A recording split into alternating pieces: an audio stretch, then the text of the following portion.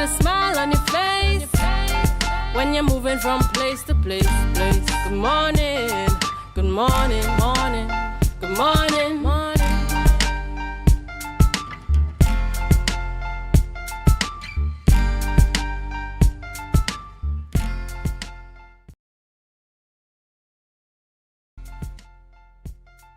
Good morning, and this is Youth Wednesdays on the Tobago Updates Morning Show. You're viewing us here live in Portmore, Scarborough, Tobago.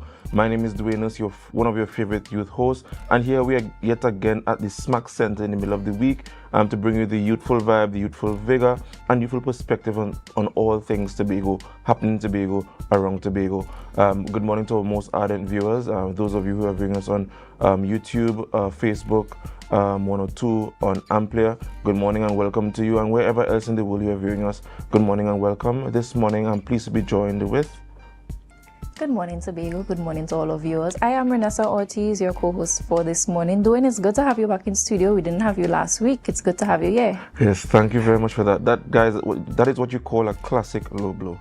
But I wasn't here last week, and I will say it on air if I need to. I do humbly apologize, Miss Ortiz, for not making it here and stacking such a very... it wasn't a low blow. I was actually saying I'm happy that you're in studio this morning. I understand. I understand. Thank you very much. As I would have indicated last week, I did better. Thank you very much. I hope you could highlight that in a low blow too. So guys, before we go over to our discussions happening in this space, we're going to go straight to news in 90 seconds with Miss Ortiz. Thank you, Dwayne. Here's your news in 90 seconds for Wednesday, September 3rd, 2025. Tobago police discovered and seized an Armalite AR-15 rifle along with a magazine containing 2 rounds of 5.56 ammunition yesterday at the abandoned Arnasville Hotel. No arrests have been reported in connection with the seizure. More details will be given in a subsequent newscast.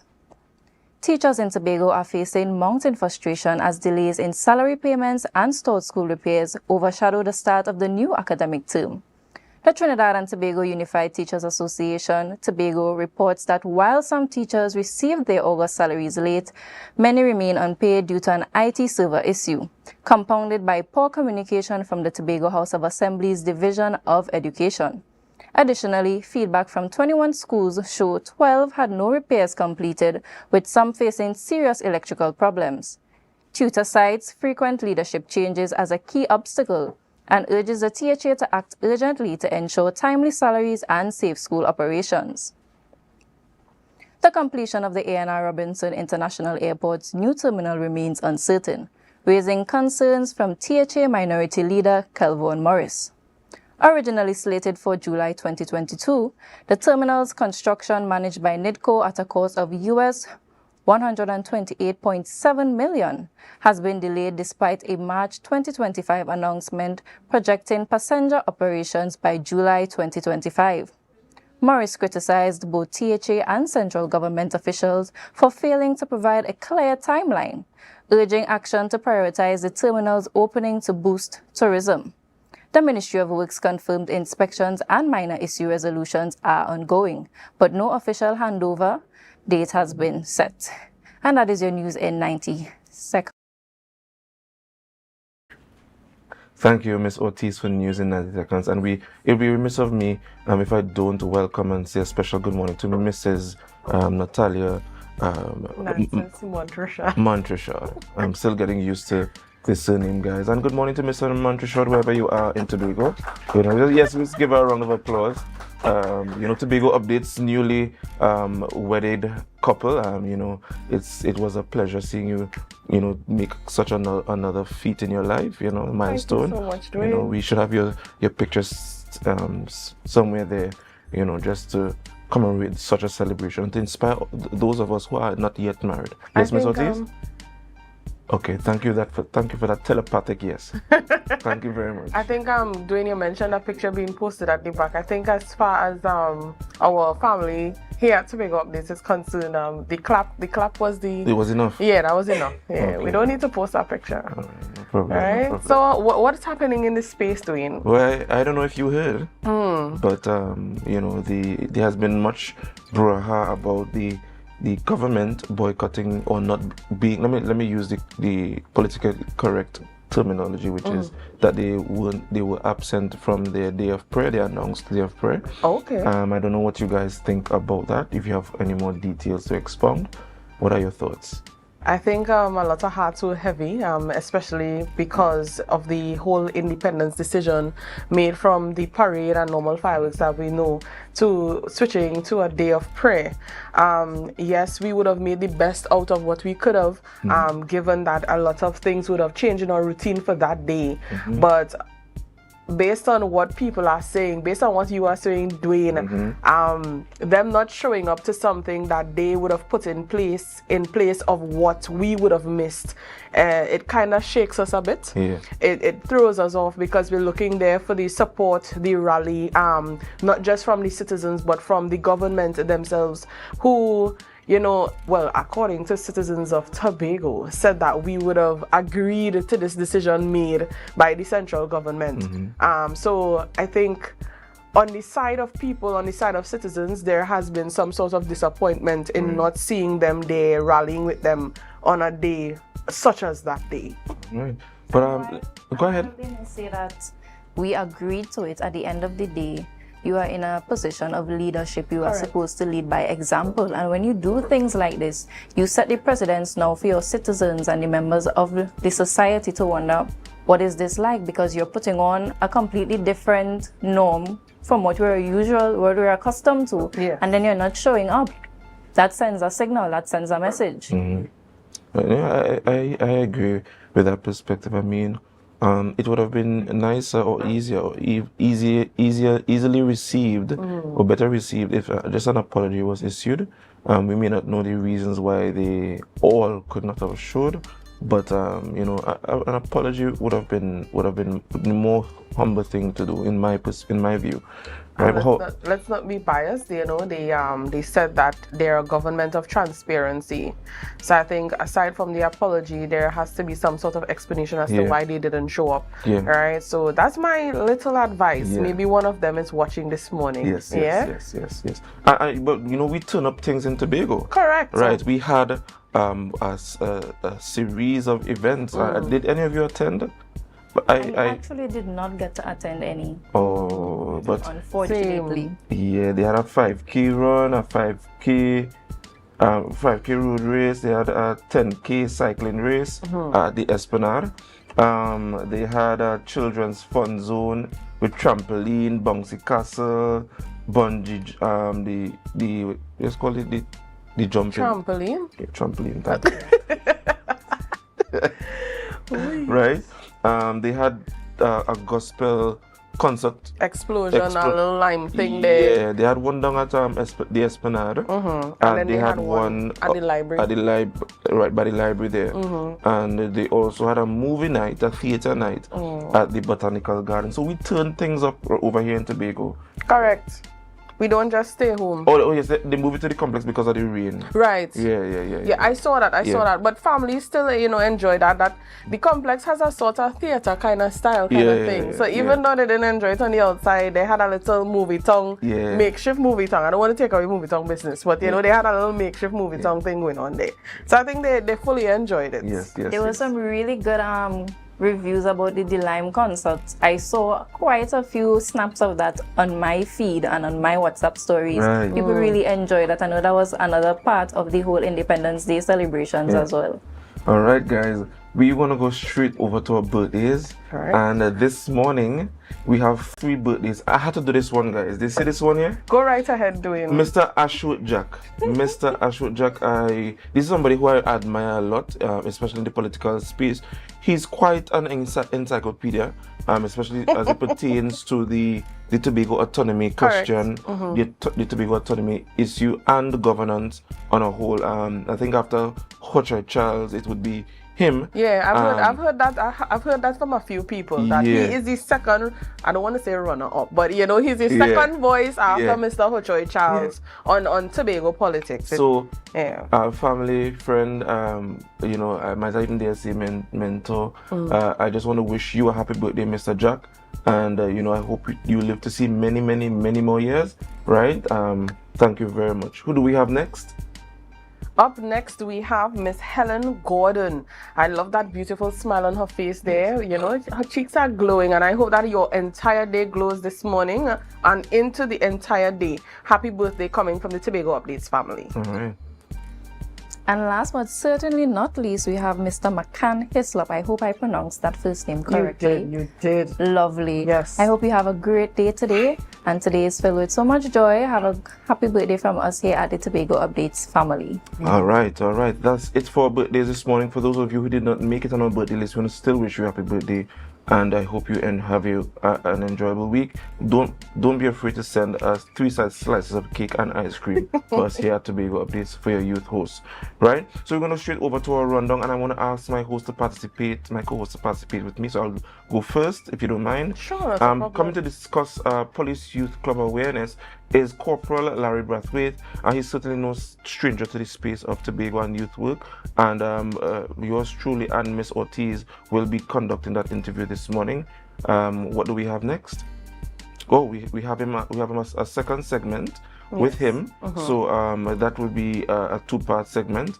So we want you to give us the support and come and hear what the benefits of being in a youth club is about. And I think there's a lot of outcry from a lot of communities saying that some of the youth clubs need to come back. So yes. This would be the time to tune in to see those benefits, to actually jumpstart your ideas, jumpstart your reasons for bringing back those police youth clubs in those communities. All right. Thank you, Miss Nancy.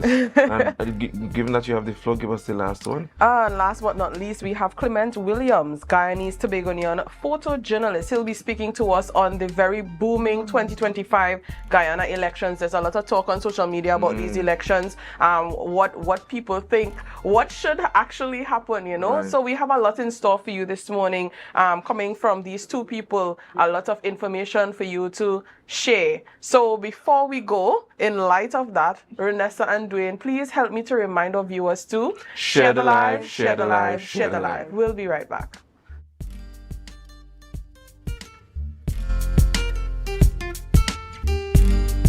The event of this century is here. AMPLIA. 100 years of excellence to honor the past and ignite the future. Saturday, September 30th at the Magdalena. The Centennial Gala, hosted by Bishop's High School Tobago. An all-inclusive evening of entertainment, culinary delights, and timeless vibes. And at midnight, raise your glass as we welcome the next 100 years. Limited early bird tickets, $750. Secure yours at islandetickets.com. An all-white affair. One night, one century, one legacy. Are you in a dispute with a registered investment service provider of the TTSEC? Or maybe you're the victim of an investment scam? You can lodge a complaint or submit an anonymous tip to the Trinidad and Tobago Securities and Exchange Commission.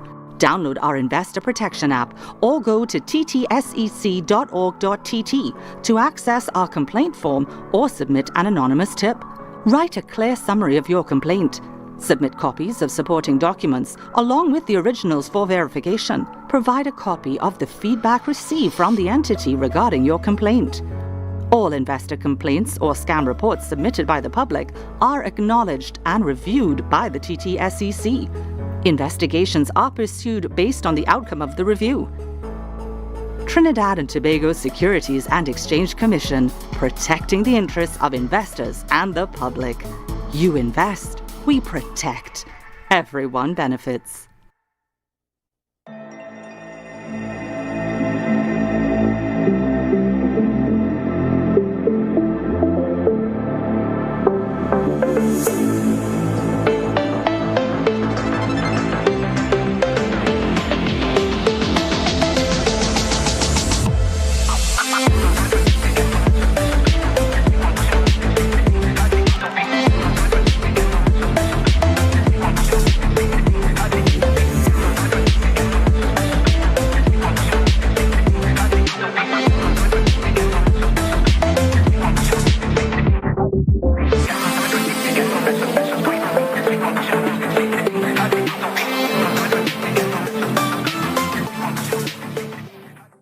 You can now get whatever you need whenever you need it anywhere in Tobago with Tobago. Your meals, medication, groceries, and shopping all delivered directly to you. No more hassle, no more stress. Get the Tobago app today on Google Play or Apple App Store. That's TAPPOGO, and let us deliver to you. Check our website at www.tapogo.app or call the experts at 494-TOGO and 484-4746. Tobago.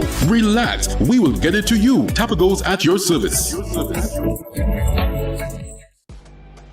Updates Television recognizes women in business.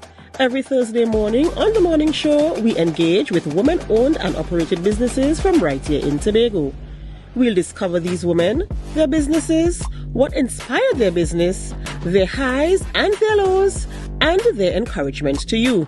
Join me, your host, Adana Kambi, this and every Thursday on The Morning Show from 7:40 a.m. as we celebrate and encourage women in business. Rise and shine, Tobago. The breakfast vibes you've been waiting for is here. When they rum, tell you you's a big dancer. It's time for Sun Up Tobago, the ultimate breakfast inclusive cooler party that kicks off your carnival in style. We aim to take shots. She come to take shots. Join us on Thursday, October 23rd from 6 a.m. to 12 noon at Scarborough House, 138 Milford Road. Music pumping, breakfast sizzling, coolers flowing, and vibes unmatched.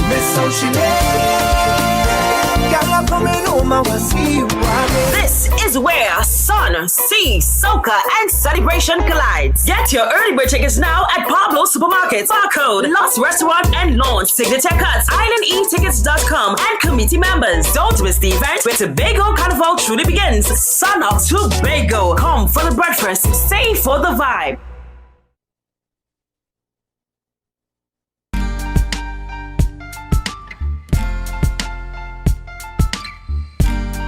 Put a smile on your face when you're moving from place to place. Good morning, good morning, morning, good morning, morning.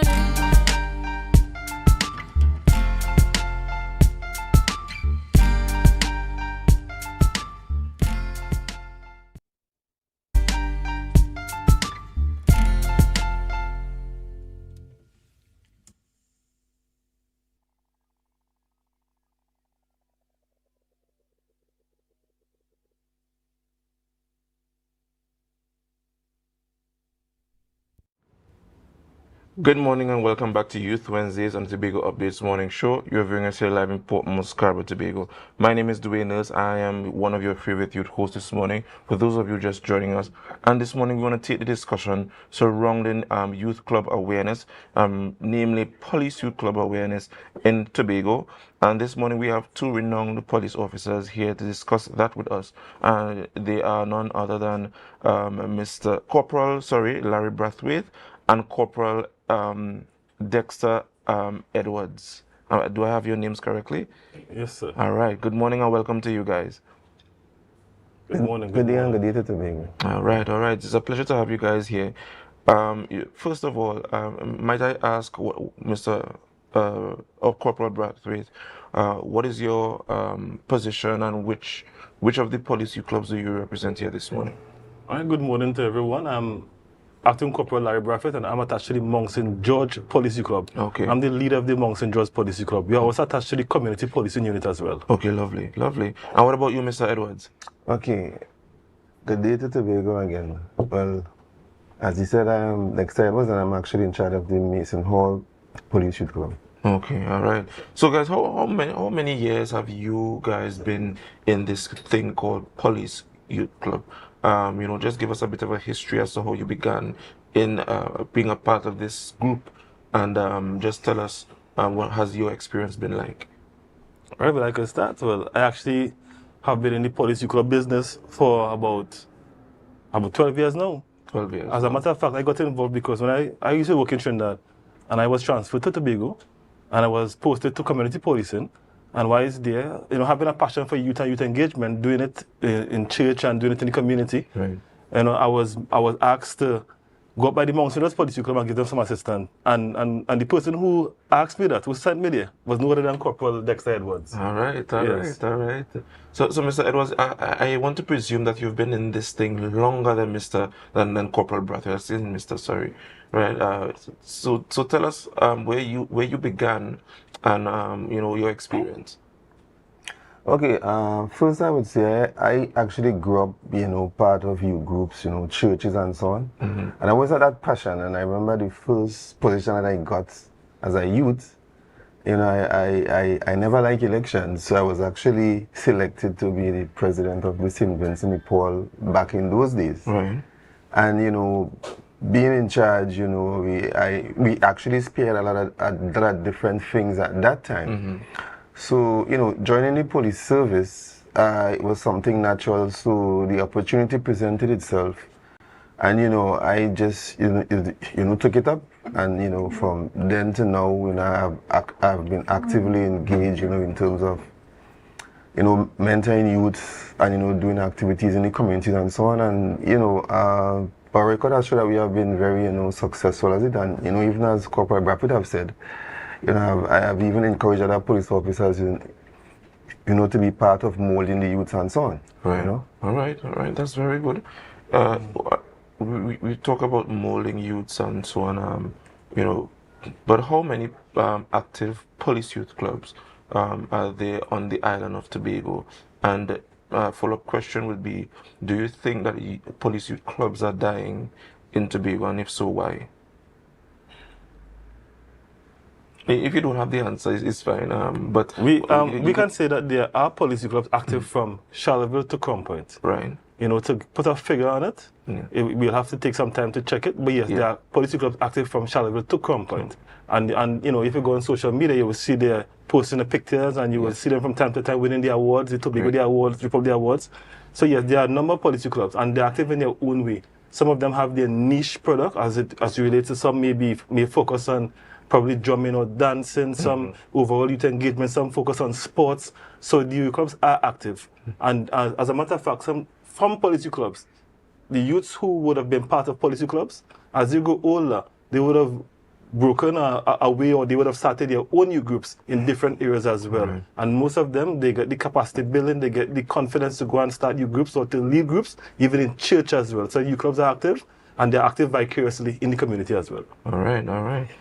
And if I should just go ahead, add to that, traditionally in Tobago, we grew up with scouts, those were the real positive, the prominent organization back then. But and the other groups are actually like prominent also. But if you look like for the past 20 years, if you look at the importance or relevance of the police youth club to Tobago, you've seen the dynamic. I mean, we have, for a number of years, if you go back to probably 10, 15 years in the Tobago Youth Awards, a police youth club always featuring, always win, the major awards. And that speaks volumes in itself. And I think now when you talk to people, even though the scouts and thing, they are still like relevant and prominent. A lot of people, relate to the police youth clubs because I think our niche, is hundreds of young people. We do major activities. I mean, Corporal Brathwaite and myself could talk from now till probably in the morning about some of the things that we have done have been very successful. Because even like for this year, just in terms of like our club, we did our under 20 football community league in Tobago, which engaged a lot of young people. And where did that take place? The games were actually played at Mason Hall and Table Peace in Leicester too. Right. And that was something that was highly recognized because of the style and in terms of what we catered for. We also held our annual sports. Well, that's on our entries level. It is the Crawford Stadium this year because the Tobago Stadium was available, and we had like over 700 athletes and that's very like good. 49 clubs, and we give incentive for clubs. So it's one of the more recognized club sports in Tobago right now. And we also took our young people to Curacao, and I told this year, and we recently did restored our wall in the Bagatelle community. Our Bagatelle members spearheaded that. And I know Corporate Braffett could talk about other things that he do too. So I'm saying if you talk about the achievements and the growth of Police Youth Club over the years, this interview will probably go on until in the morning. Yes, definitely. So it answered my question, which was youth clubs aren't dying, especially police youth clubs. In fact, the things that you mentioned indicated that it is indeed growing. Right. My next question to you, Mr. Braffett, right? If there's a community, a special community in Tobago that wishes to, build a police youth club, what are the procedures to get there? All right, firstly, all you simply have to do is come to the secretariat, come to the office, come to the community police office, so you could go and speak to the senior super DSCP in Tobago Division, sit with them, have a discussion. But first you must do research. Yes, you will have the passion and the drive to start something, but are the community members interested? So if somebody is interested in going and start a youth group and they want it to be a policy club, they will go around in the community, gather the names of the persons who is interested, the parents who will support, because it's all about community cohesion and involvement. It's all about partnerships. It's all about working together, because the police will come there, but the police need the assistance and the support of the community members, more so the parents, because the police club, what has happened, what is starting to happen a lot of times is that you see the children coming, and some parents will drop their children there. They know they are safe, they are supervised, and then when they ask for the parents, the parents are too busy. So if you get parents who are willing to come and support and to participate and to help, that would be a blessing, that would be a plus. Going back to the question, all the person have to do is go and do their research, gather the names, gather the persons who will support and help, and then go and present it to the senior sub or the SAP or even the secretariat in Sherburne Road. Ask for the community policy unit, ask for the senior person, the sergeant, and they will have a discussion, and they will start and they will put it together. Most of all, in the community, there are a number of police officers, and the name is a police youth club. So therefore, each police youth club is mandated to have a police officer at the helm. All right. Because the correspondence is signed by the police officer, it goes through the police officers. We apply for the funding, the use of the transportation, use of the building. The police officer must get time off, and the police also provides a level of security. The presence of the police is a good thing. So yes, that is the process. So you just have to have the passion, the drive, gather some people, and come to us. Simply put. Thank you very much, guys. So you guys, you have the information. So those communities who are interested in definitely building a police youth club, you heard it here first, right? As to how you go about doing that. You guys have an event coming up, or a series of events coming up. Kindly share with the viewers what does that event or events entail, and the dates, etc., as we're talking about police youth club awareness. All right. So in the community of Mount St. George. So why have to be your community first? Well, I'm the Mount St. George Police Club here, right? So we'll talk about the tongue meeting that is coming up on the 18th of this month, the 18th of September. It's 7 p.m. I remember I heard somebody comment once. They did not know that tongue meetings are open to everyone. They thought it was only for the business people or the leaders in the community. No, tongue meetings are open to everyone. If you are living in the community, you could be living next door, you could be living not only in Mount St. George, you could live in Mason Hall, or Belgrano, Glamorgan, even Charleville, or Crown Point. You can come to the town meeting because you have the opportunity to sit and listen to the plans of the executive, meaning the persons, the high-ranking officers in Tobago Division, the senior, Mr. Eli, Mr. Sobero, the ASPs as well, and if you have any concerns, any problems, you could even air your concerns to them as well. And more so, if somebody is interested in starting a policy club, you could go right there and talk to them. And they allow you to come and speak to them one-on-one. They even share their phone number, and they even welcome you, invite you to their office to sit and to have a private conversation. You don't have to stand up on the mic and speak and air views to everybody. If you could sit down at 10 and you could approach them and speak to them after. If you're worried about, I think the trending topic is if you have an application, talk to them, come and talk to them. If you, so town meetings are open to everyone, and it's an opportunity to sit and speak to the police about issues concerning the community. Right? All right, thank you very much for that. Mr. Edwards, go ahead. Let me remind you again, it's the 18th of September at 7 p.m. at the Mount St. George Community Center. I'm repeating, you should put it up on the screen. The town meeting is on the 18th of September at 7 p.m. at the Mount St. George Community Center. All right. We want to thank you guys for bringing us here. Again, this is a two-part segment, so stay tuned. We're going to go for a break, and then we're going to come back with Miss Ortiz to discuss the benefits of police youth clubs in Tobago and Trinidad and Tobago by extension. Just remember to share the live. We'll be right back.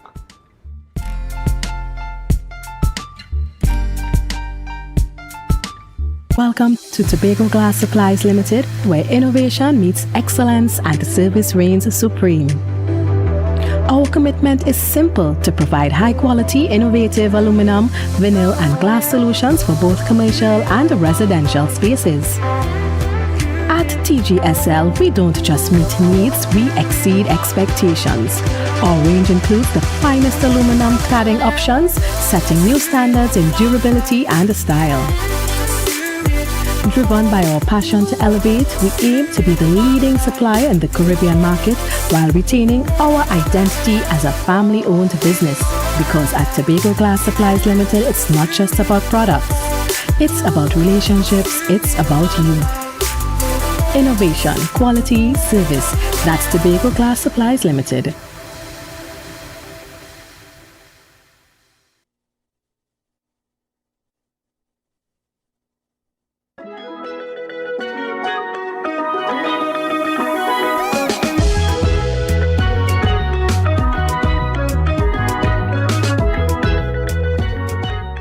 Take your shot with Junior K. Always with the introductions, as you see. And of course, we're on television. Big up to my boy Saki. We just complete. I saw that. So we didn't have a choice. We had to call it. Good. So, Carnival. I say, warn them. Hey, I get to know. Baba boy, Doran. Me God, we are the last man. Alright, you got a drink, bro? Drinking liars. Enjoy Take Your Shot on YouTube. Like, subscribe, and share.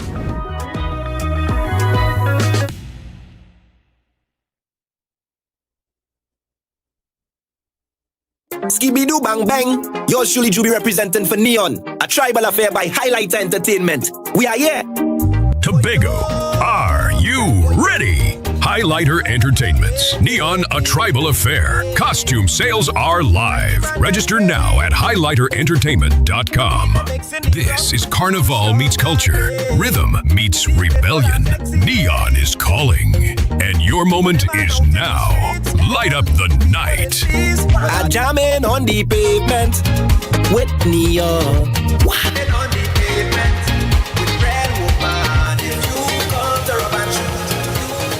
Courts is well known as the Caribbean's largest retailer, providing consumers for generations with the very best products to enhance their homes.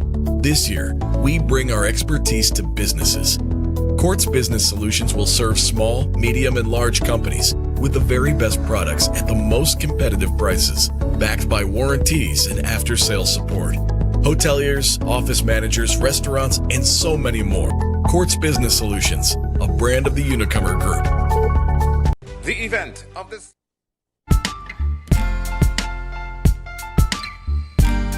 Put a smile on your face when you're moving from place to place. Good morning, good morning, morning, good morning, morning.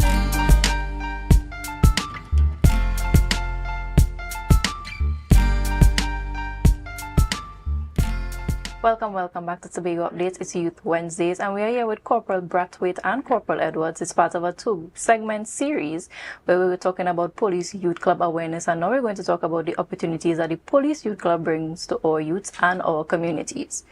Welcome back again, and it's good to be talking with you, gentlemen.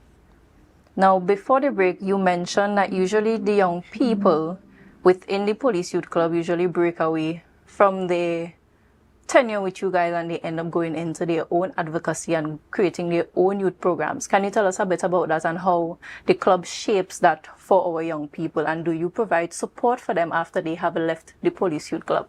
Well, yes, of course. What the youths do, because when they're young, they're in a youth group. When they get older, they'll move on to things like the village council, and even they will end up in THO, or even in parliament.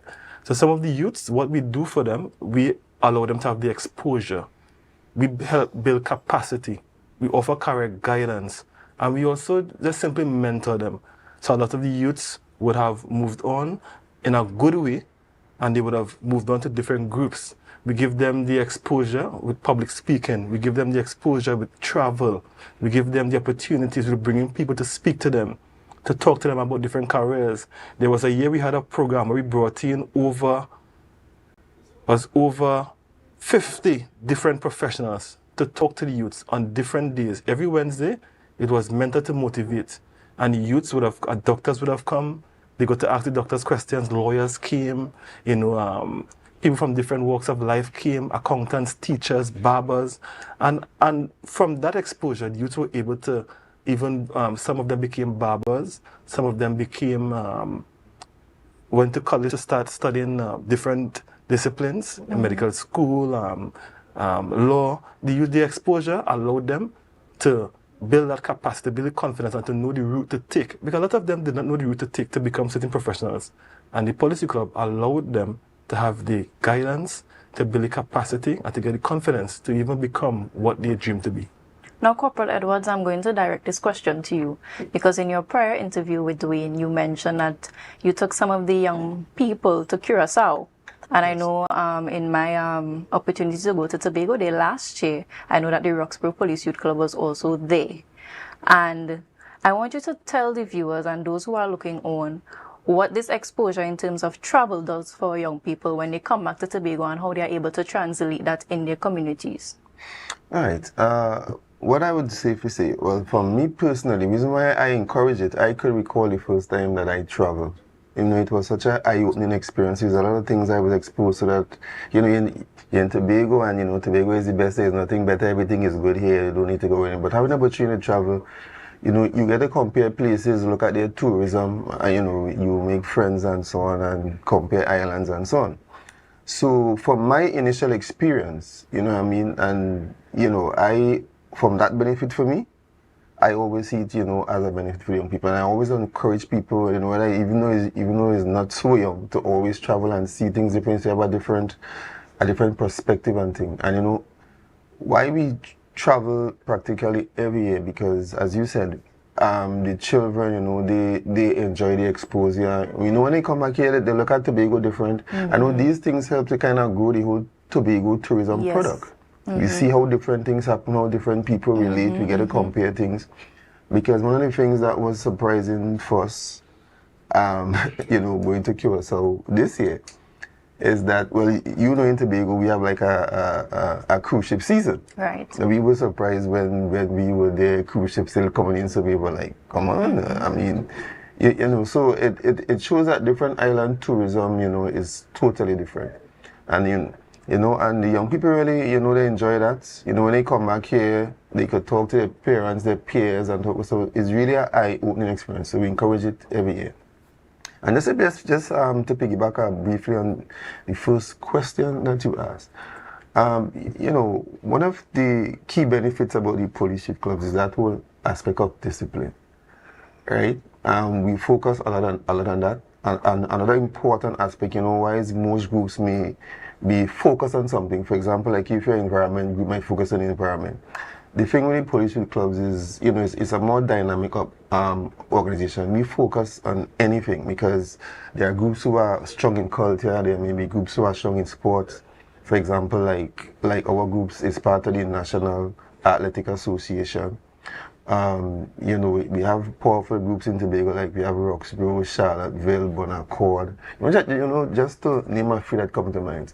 So they are all over the island, and one of the things that, and because of the name, we deal a lot of challenge young persons, and but we enjoy it. It has a level of stress because being in the youth club arena for so long, you have seen the generational changes. And this is a time that the youths really needed mentorship and so on, because generation has really changed over the years. You have touched on so many points in terms of discipline, in terms of exposure for our young people.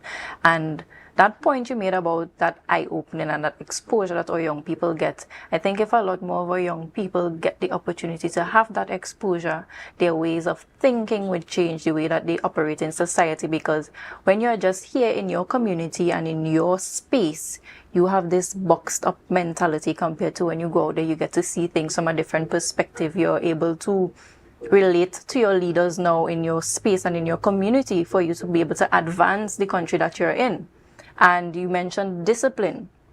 Now, we have a lot of rise in crime. As you said, as the generations go and you see different things. What are some of the projects that you guys have or are working on now that are working in the preventative aspect of preventing some of the crime, especially when it comes to our troubled youth and youth that are part of your organization?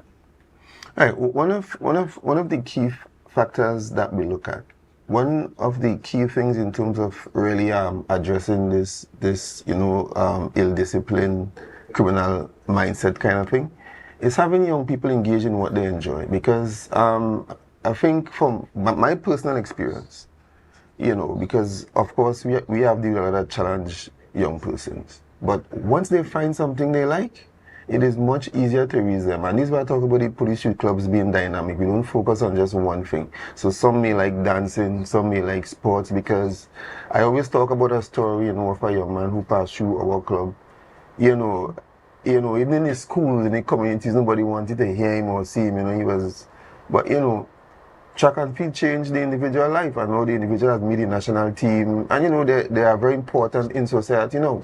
So this is why I get back to the point. Once we can find something that young people like to be engaged in, it is much easier to reach them. Because let's not fool ourselves, the whole dynamics, parental to train relationships now, it's really changing. We are also in the schools, we see the issues. And with no more than ever, we have to find activities to really engage these young people. Yes, and just to add to what Corporal Edwards just said, I think one of the key ingredients, or one of the ways to fight crime, is positive youth engagement. Because a lot of times we will see that the crimes are committed by the young people, the youths. And I think that, the behaviors that are reprehensible and beyond the limits of tolerance, deviance, is fueled by idleness, lack of youth engagement, lack of motivation, lack of mentorship. So our policy club does. Our policy club provides that mentorship, that guidance for young people. I can speak about one of my youths this year, at the start of this month, probably the first or second week in August, when school closed, I should say, he had the opportunity to go to Trinidad and spend a week at the president's residence, at the president PAN camp. They wanted somebody who never played PAN before, who never played the national instrument before. And we only allowed one person. Mind you, the campus full, there were a number of policy clubs there. And he went down there, he got the exposure, he learned to play PAN. As a matter of fact, at the closing of this ceremony, they played a proper piece that could have competed in Panorama.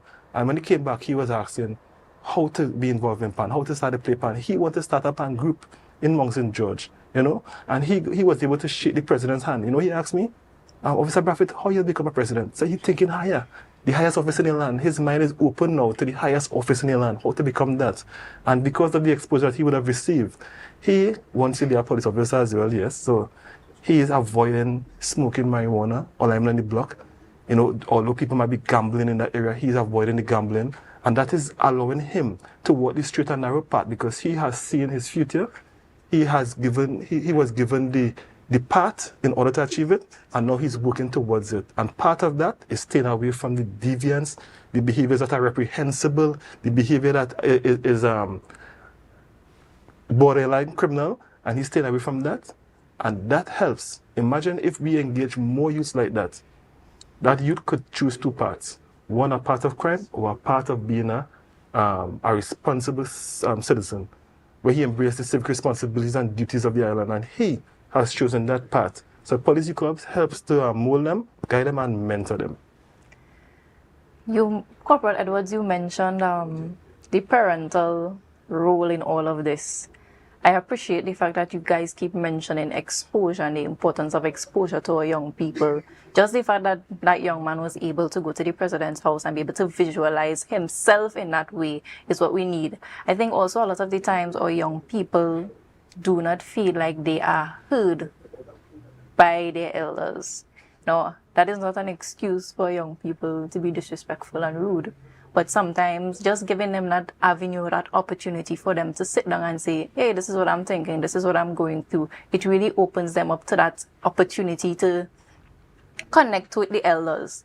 Parental guidance and the way that shapes a young person's life. I know you mentioned it before in the interview before that the parents are crucial.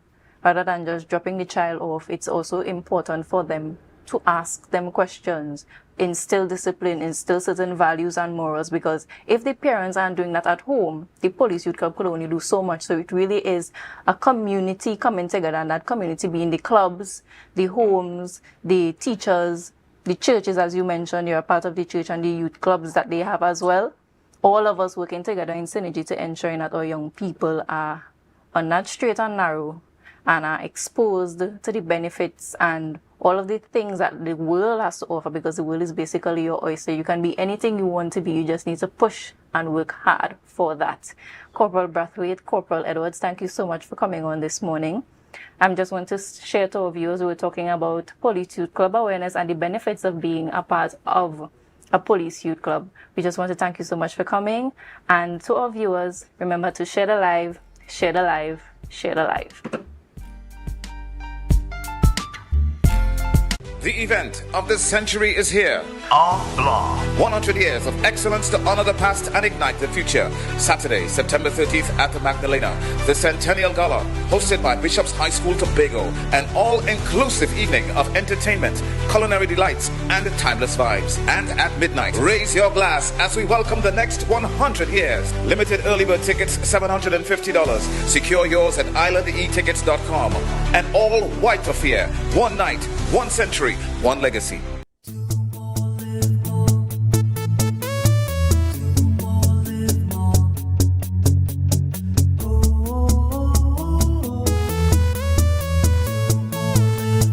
This is how it's gonna go.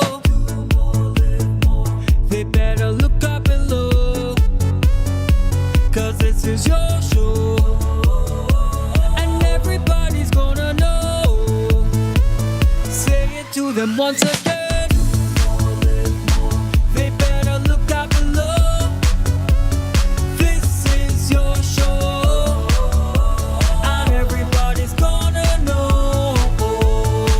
That's how it's gonna go. They better look up below, 'cause this is your show. Rise and shine, Tobago. The breakfast vibes you've been waiting for is here. When they wrong, tell you you's a big dancer. It's time for Sun Up Tobago, the ultimate breakfast inclusive hula party that kicks off your carnival in style. We come to take shots.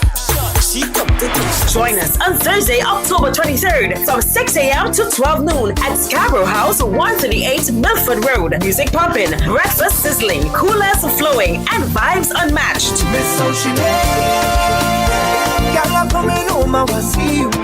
This is where sun, sea, soca, and celebration collides. Get your early bird tickets now at Pablo Supermarkets, Barcode, Lost Restaurant and Launch, Signature Cuts, IslandEtickets.com, and committee members. Don't miss the event where Tobago Carnival truly begins. Sun Up Tobago. Come for the breakfast, stay for the vibe.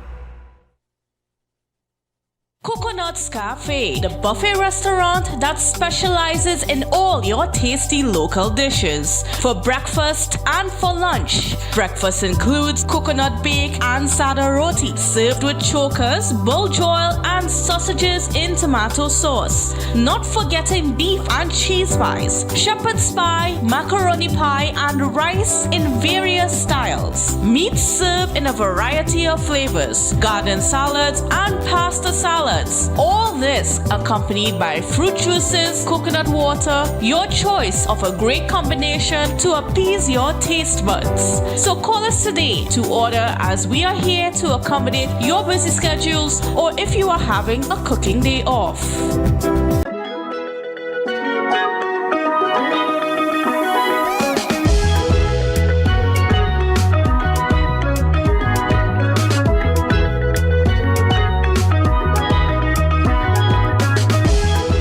AMPLIA in your wall. Alright, she's here. Welcome. It's Take Your Shot, your truly Junior K. This is where we have real fun. We drink responsibly. We play drinking games. We conduct interviews with some of your favorite stars. Back again and then actually breakthrough in 2017 with taillight. Remind us of it. Put on your taillight, reverse and back. And then if you beat it, keep it. Drink or sink it, real simple. So we're gonna ask a particular question, and if he answers, he doesn't have to drink. So the first question is, if you had to choose squid, your girl or your mom? What? I'm gonna sing a piece of a song. I am not a singer, all you know that by now. Okay, can't sing, right? But let's try for the purpose of this show. Right. You have to figure out the song, sing a piece of the song, identify the artist. Call out the bridal. That's the one, know that one, eh? So call out the bridal party. We gonna make all the residents happy. Bartender make it snappy. For the good and the king like Poppy. And it is like...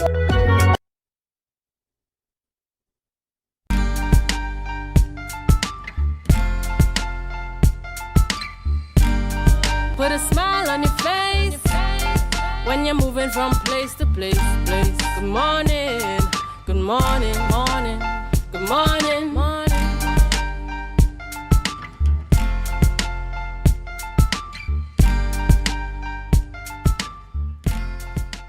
Good morning again, viewers, and welcome back to Youth Wednesdays on Tobago Updates.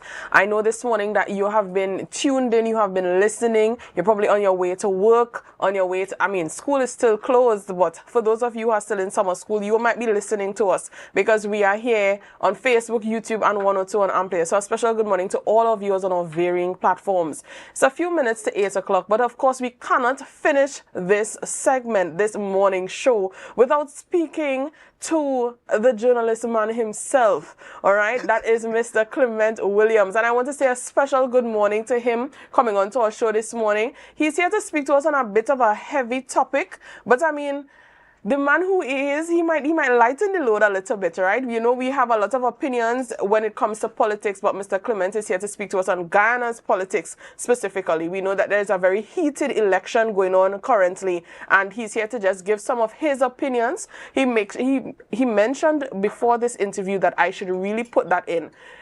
It's his opinion.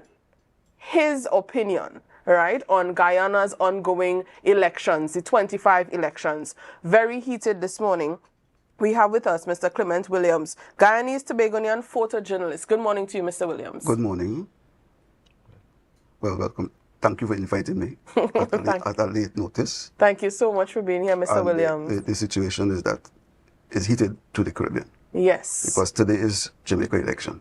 Oi. Yes. So we're in election season, basically. Yeah, in the Caribbean election season. Yeah, of course. Let me just introduce, of course, my co-host with me this morning, Mr. Dwayne. It's always a pleasure having you co-hosting with me. All right. So, of course, I would have introduced Mr. Williams in his professional sphere. But who is really Mr. Clement Williams, and how does he qualify to speak to us on this topic this morning? Well, I'm a photojournalist, not practicing at present, but 20 years. And being born in Guyana, I have insight of the politics from way back to the situation at present. And a lot of people may not know the type of politics in Guyana. It started with both races working together until mention of race came in and the parties divided. And from then on, the division between Indians and Africans continue up to today. Right. It must be mentioned. I read up a little bit on the ongoing elections. I just wanted to know, how far they are in terms of counting and the election results being released, etc. Of course, this would not be available until tomorrow, but we have officially the ongoing elections. I see that you're giving me that face. I know that we had a conversation prior to coming on air, but we have to go with what they're saying. So officially, there is an ongoing election in Guyana. All right, and I know that you have a lot of thoughts on where the projection of these elections should go. So what are your thoughts on the projection? Okay, my beliefs, I do not vote. So I give you an overview of how I view situations because of my religious background. God is the one who set up kings and bring down kings. Right. So regardless of who will and vote, if God said that one party will be in power, you could jump high, jump low, regardless of what they do, that party will get into power. Okay. Right? And my view is that I'm looking at the situation in Guyana. Whoever God sees fits to rule Guyana will rule Guyana, regardless how man think. Because God set up kings, some of them for their fall, and some of them for helping others. Now, so those are the situations, the prospect I'm looking at. And I'd like just to go back years ago. Now, at present in Guyana is the PPP, APNU, and the WIN Party. The WIN Party is 3 months old, and it created a stir in Guyana. Now, PPP of old was when Bonham and Jagan formed the party during the colonial days. Issue came in race, and the party split, PPP and PNC. And from then on, it was PPP, Indian, PNC, Africans. But both parties have other races in the party. Africans will join PPP, Africans will join PNC. And through the ages, this race baiting continue on up to today.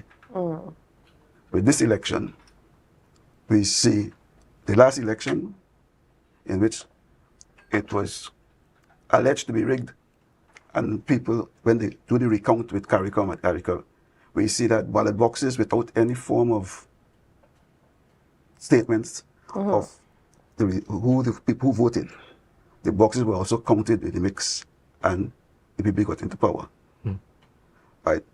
Oil came, they have the oil, and the contract they made with ExxonMobil, they did not do it.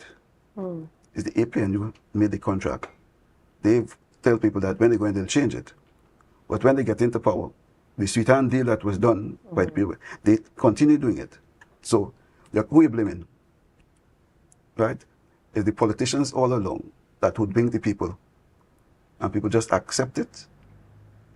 Right? And so, my view in it is that whoever God wants to put the rule, let them rule. Okay. I cannot change it. Nobody can change it. My question to you is, you mentioned race baiting, and it seems to be a recurring theme throughout the Caribbean. Yeah. Just in our last election for Trinidad and Tobago, we also heard, race baiting being a part of the electioneering, the picong, and the politicking. Do you think that it is born from the same origin, especially as it pertains to the Caribbean history, where the Africans came, the Indians met the Africans through indentured laborship? Do you think it's born from the same thing in Guyana as it is or was in Trinidad? They are both the same. They're both the same. And might I ask you, I don't know if you would have the statistics per se, but in your view, as a Guyanese, you have dual citizenship. But in your view, which ethnic group, I should say, has the larger population, over the other? Okay. Years gone by, the Indian population was higher than the African. But as the years go by, the Indians started to migrate. Right? And as they migrate, the population gets less. But still, the base party, the PP, they are claiming that they have more people because when you look at what took place in the election this year, Bangladeshis were allowed to vote. Really? They give them ID cards to go and vote. Wow. They told the local Guyanese they cannot register till after the election, who went there to do registration in March and April. But the Bangladeshis got ID card in June and July. So you see how it was set up. And they had a busload of them went to vote one time. One house of 100 people living inside to vote in the election. Wow. All right, so we're seeing where the where this election may go. That's it. Right. So I have a burning question now. While Dwayne and you were speaking, of course I was listening, but this question has been circulating in my mind. A large percentile of Guyana is impoverished. Correct. Right, and you said that there is this party that continuously stays on the line to be in the next governing party, right? The PPP, as you mentioned. They would have split, of course, but they split years ago. Right. Before independence. Right. How is it that Guyana, being an oil-rich nation, has so much poverty taking place? And how is it that the masses who are impoverished, because based on an article I think is in Focus I read, it's 58% of the population that is still impoverished. How is it that they remain in poverty but they continue to vote for this party that has access to resources but not using it for the benefit of the Guyanese citizens? Who said they vote for the party? Well, if the population that is impoverished is the higher percentile, how is it that this party keeps winning? Well, the Attorney General made a statement just before the election. He said, if we rig to win the last one, we'll rig to win this one. So that's the statement he made. So tell me. So we don't want to be imputing improper Right. motives. But it was broadcast. Okay. Right? So has there been proof, not just proof by word of mouth, but is there, yes, proof? They have proof that dead people voted. They have proof that people voted. Dead people. Dead people. They have a list of names in which they have the death certificate to the list of names, and GCOM said that they have no official documentation of it. So they made a list, and when people check out, some of the dead families voted. I want to ask you a question. Based on the information that you're sharing with us, we may not be quite adept with what is happening in Guyana. However, in my few years of reading Caribbean history, and how powers rise and fall, do you see us Guyana trending in a direction similar to what has happened in Venezuela? And do you think any new party coming in can steer Guyana away from that trend? What are your thoughts? My thoughts. Look at Burkina Faso. They want to get rid of the leader because he's using his resources to help the poor people. These multinationals, their aim is to use your resources to impoverish you. As I saw in the article, Trump asked that they want to give aid to Burkina Faso, take an IMF loan, and give them materials. But when I give you my material, you're making all the money to have to pay back a loan. Guyana have oil. And the last count up to May of this year, the loan is over $924 billion. That's billion US dollars. US dollars on loans from IMF, not from IMF, from the Muslim Bank, IDB, and other sources, a Bank of China. Now you're taking all this money as loans, and the money making from oil is more than that. So what happened now? Some getting rich, and the country remain impoverished because they have to repay the loan, so they have to follow the guidelines from these bankers. Right. So what happened to the people? So people not reading those news because those news are not broadcasted because most of the newspapers are based to the political party. I have a question, if you don't mind. You mentioned that there has been one party holding the reins of power for quite some time. Yeah. could it be that the disenfranchisement of the people, you know, especially those who are against the what is happening of with this political party in power, but they don't have the strength to vote. They don't see the merit in voting anymore because, you know, they have the view that whether I vote or not, they will still win, and you know, whatever happened to Guyana happened to Guyana. I think this year it was different because people turned out to vote. So the voter turnout was higher. They said the party said it's lower, but other people say that it was higher. Okay. Are there any statistics that you have access to kind of share and compare? They're not reaching anything from GCOM concerning the voter turnout. Okay. All right. That's quite interesting. Because you have a population of 800,000 people, but your voting population is 750,000. Yes, I saw that. I saw that. Their population is almost, as he said, 800K, but the voting population is 750. Think about that. So we have 50,000 unaccounted for. 50,000 with children under 18. Right. That is impossible.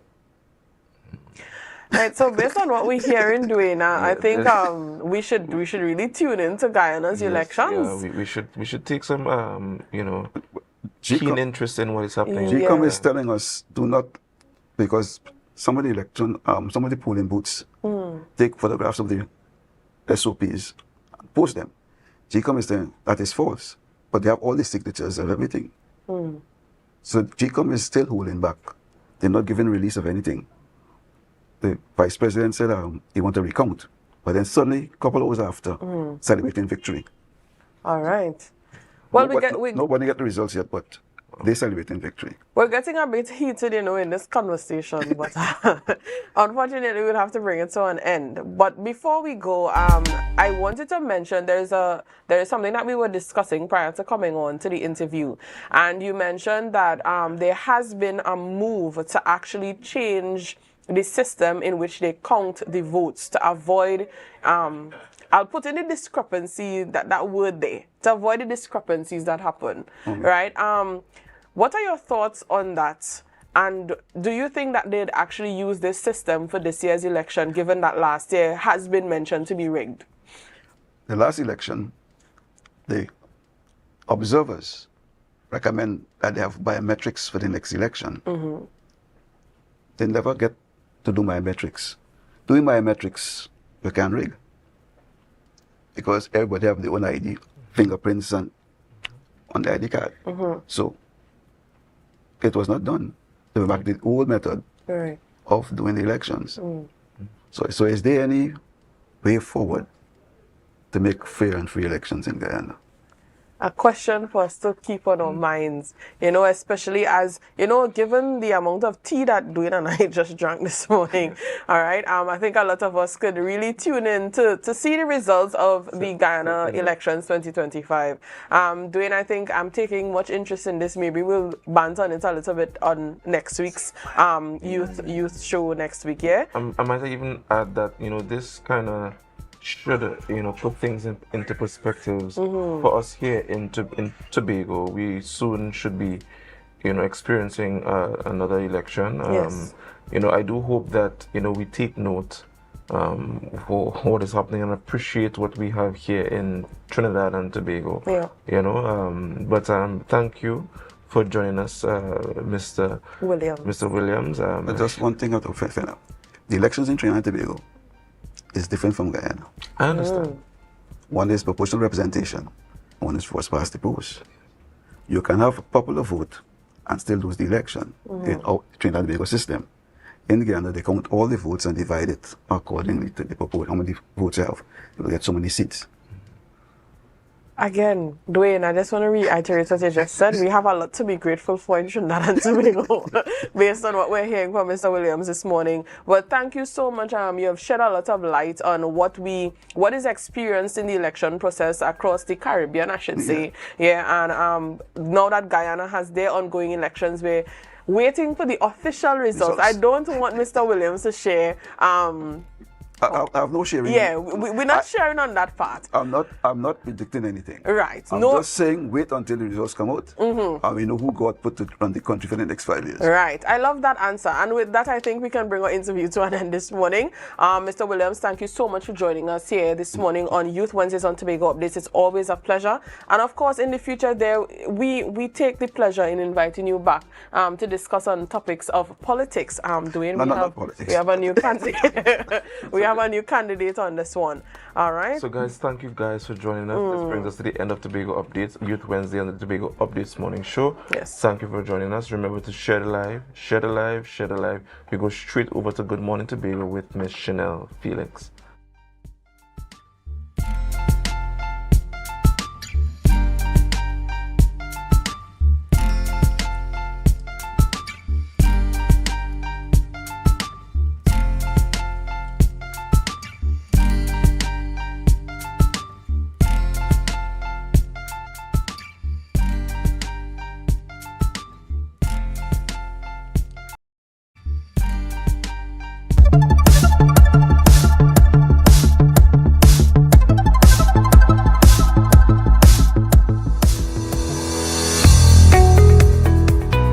Imagine being on your last straw as a parent because you don't know what else to do with your child that is giving trouble at home.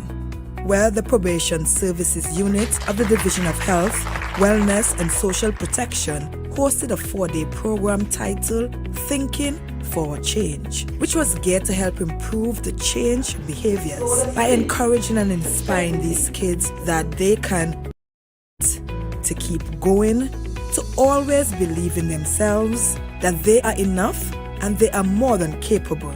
We are guiding you today that once you change your thoughts, you can change them. And essentially that's what Thinking for a Change focuses upon. This program isn't just some boring lecture about being good. It is a powerful, real-world system that teaches you to take charge of your own life by changing the way that you think. And here's the deal. Your thoughts shape your actions. A parent shared how thankful she was about having a program like this. I'm very grateful for the program and for all the parents who are going through the same thing, although you might feel as you alone. There's a lot of us, it have some of them who are willing to come forward, right? And I would encourage parents to don't give up on their children and stick with their children, support them 100%, right? And since the program, me and my daughter get very close. We wasn't agreeing. You can't tell me nothing bad about my daughter now. I love she very much. And these participants vowed to listen to their parents going forward. I did enjoy it. It also helped me change the way of how I think in like certain circumstances and attitude towards parents, teachers, anybody like older than me and thing, yeah. What I gained from this program is not some misunderstood situations, and so in every situation, like, okay, somebody comes to me aggressive, not to just get back aggressive. Learn and identify the feelings of the person and them kind of thing there. And I learned how two kind of situations. It have an in-your-face situation and it have a time to think problem. And you had to learn to identify the problem to find a solution. Yes, I ain't gonna tell you don't live your best life.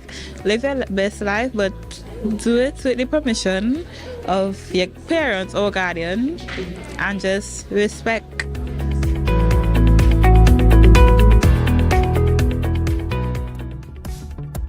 That was a production of the Department of Information, Office of the Chief Secretary, Tobago House of Assembly.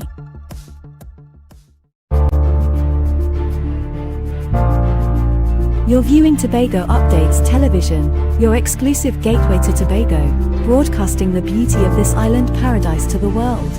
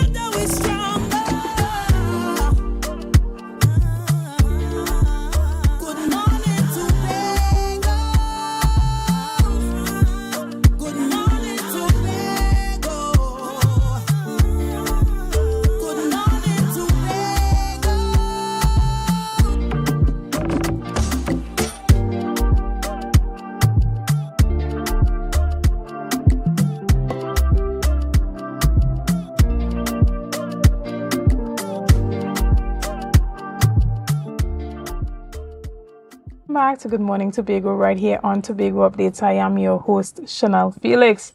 And you know, whenever you see me sitting here, it's because we're about to have those conversations that you want to have while I ask those questions that you want asked.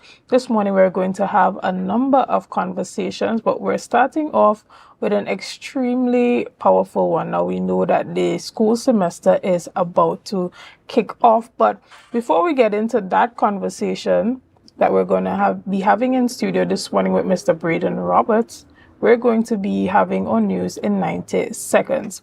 So teachers in Tobago are facing mounting frustrations as delayed salary payments are stalled and school repairs are overshadowed by late starts for the new academic term. The Trinidad and Tobago Unified Teachers Association, Tutor Tobago, reports that while some teachers received their August salaries late, many remain unpaid due to an IT server issue, compounded by poor communication from the Tobago House of Assembly's Division of Education. Additionally, feedback from 21 schools showed 12 had no repairs completed, with some facing serious electrical problems.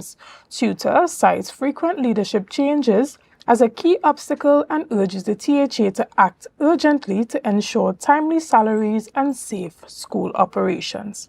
Additionally, the completion date of the ANR Robinson International Airport's new terminal remains uncertain, raising concerns from the THA minority leader Kelvon Morris. Originally slated for July 2022, the terminal's construction, managed by NIDCO at a cost of US $128.7 million, has been delayed despite a March 2025 announcement projecting passengers operations by July 2025. Morris criticized both the THA and central government officials for failing to provide a clear timeline, urging action to prioritize the terminal's opening to boost tourism. The Ministry of Works confirmed inspections and minor issue resolutions are ongoing, but no official handing over date has yet been set. And finally, Tobago Police carried out a coordinated raid in the Shirvan Road and Moriah District yesterday between 3:15 p.m. and 6 p.m., led by Inspector Stewart and supervised by Sergeant Thomas of the Tobago Gang and Intelligence Unit.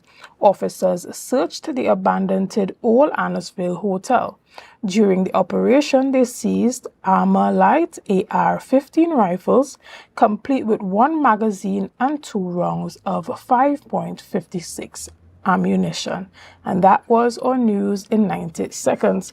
Now, indicated before the news, I'll let you know that this morning we'll be talking a bit about this new school term that's opening.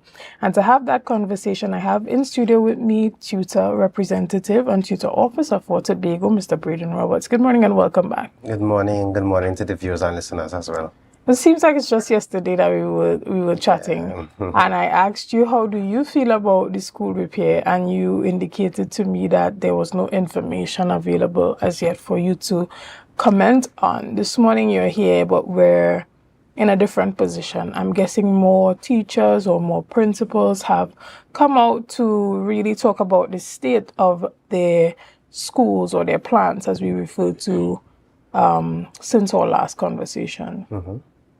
Right, so we have been waiting on the division to provide what they indicated they would have provided in terms of the schools that they would address, what exactly they would address. You see, what happened is that all schools would send in their requests for repairs, and I understand that allocations to the Division of Education would always put them behind the ball, where they would never have enough to deal with the things that they need to deal with. However, communication solves all the anxiety issues.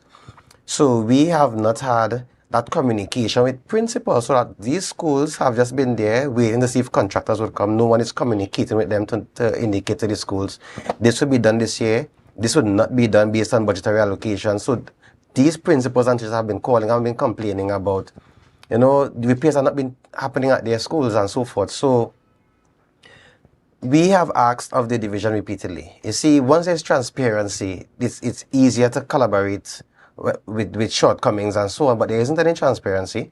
We are hearing about these 45 packages. We don't know which schools, what exactly in the schools are being done. And there are some schools that I'm very surprised that they are doing nothing in. I would highlight Lambo Anglican School. If you go to Lambo Anglican School anytime after break time, it will be very uncomfortable to stand in that school. It's an oven. It's extremely hot. The infrastructure around that school doesn't allow for proper ventilation. The building itself doesn't provide proper ventilation.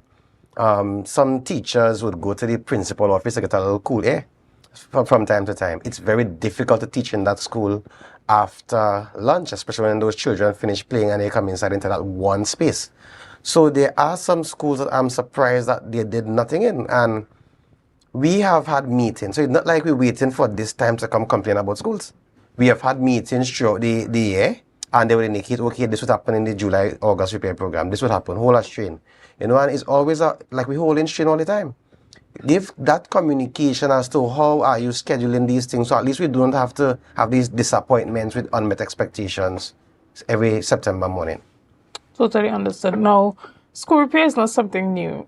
We've been repairing schools since the schools have been built, you know, having that maintenance in place. But yet, every July, August vacation, we tend to be facing the same issues.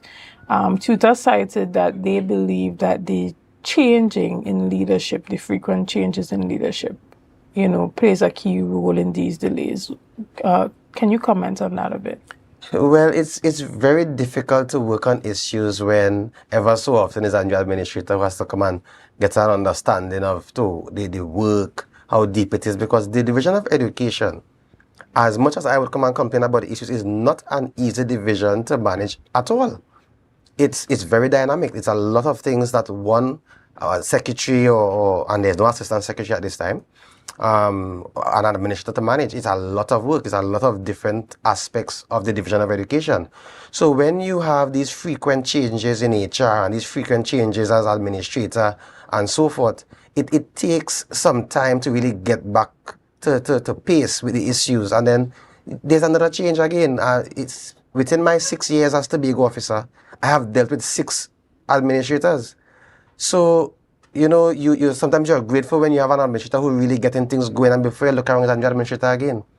But that aside, the allocations, I'll always speak to this. Majority of the division of education issues is the funding that they have available. So the allocations to the division of education, so whatever chief ad, finance, whatever they do, they need to understand that we are setting up a division of education to always fail. We never having enough money to do with the repair program. Having 20 million last year, not meeting the needs, should be an indication of what you would need for this time around. And we are still having a shortcoming in terms of the financial allocations to deal with repairs. We have these how many millions of gratuity and increments, always complaining about these things. The division is not being financially resourced to really handle the issues that plague our teachers from time to time. And I would always say repairs is a significant issue, as it's not just teachers, there are children who are going to be in those spaces. And even like my visits to the Division of Education, even the Division of Education building needs attention. So that would have had a role to play with some of the late salary issues that we would have had this time around. The allocations, and I'm saying the secretary, the administrator needs to do the advocacy within their THA, and then the THA needs to have that forceful advocacy with central government to ensure allocation. It's not for a tutor to understand it had no money and leave teachers to face what they're facing. No, we have to fight for betterment, and that's what we are consistently doing. And tell us a bit about how, well, first of all, before we even get into that, tell us about this late salary issue and the entire IT server problem that, sparked this late payment for teachers that we heard about in our news in 90 seconds in the opening. Right, but even outside of the shortcoming of the division in terms of the IT and the release of the funds and so on, it's not the first time it has happened. Why I'm bringing it to the fore now, we have spoken in the past, when you all have challenges in payment and meeting the dates, communicate to the teachers. So they have email addresses for all the teachers. There's a FAC email, and they would agree in meetings, yeah, it's a good idea, it does not happen. So I do not know which is the communication unit in the Division of Education able to have those information sent to the teachers. But to imagine a long weekend like we just experienced. Thursday, person saw no salaries, Friday, no salaries, then you had a long weekend. We believe that, a 2 days late shouldn't hurt anybody, but there are many persons living month to month based on whatever circumstances, challenges within their family, whatever it is. It's not for me to judge their financial capability and their capacity. So when you don't communicate whatever shortcoming there may be, it's a possibility. You see it Wednesday reach and you're having challenges, Thursday reach you're having challenges, communicate with the teachers. So I went into the division on Friday. I was told that they were working on resolving the issues. They would communicate with me before the day's out. I did not get any further communication. I went in there yesterday and I was informed that they did send the releases on Friday. However, based on the bank, it may take some time to show up in some of the teachers' account. But it's not for tutors to be running down the division for information to share with the teachers who are their employees. It's the communication of it and the lack of communication and the unmet expectation that causes frustration. We don't want frustration entering into a new academic year. Understood. And the impact of this on teachers as they prepare to go back to school for the new school term next week. Tell us about that. Well, I would always ask of the teachers, let tutor do the fighting and that aggressive work with the division and so on, because we want them in that space where we are giving our children our best. We can't afford to do less than our best. We are seeing what is happening in society. Education is what breeds the future generation, and I would not encourage anything less than the best from our teachers. So the moral, yes, there are challenges, but we always, seek to encourage and motivate our teachers while we work on the issues. So if you notice, we are not encouraging teachers to stay out from work. There are a lot of schools that are not so fit for occupation that we ask the teachers to stay on while we work on fixing those things.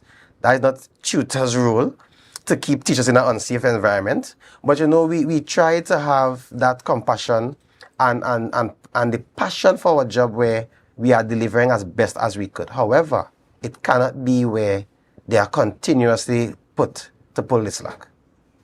Totally understood. Now, from the tutor side, what would you like you said that you want them to utilize the channels. They already have access to all the teachers' email.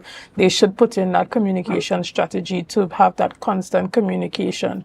But moving forward, as it pertains to strengthening the relationship between teachers and the division, is that your only recommendation?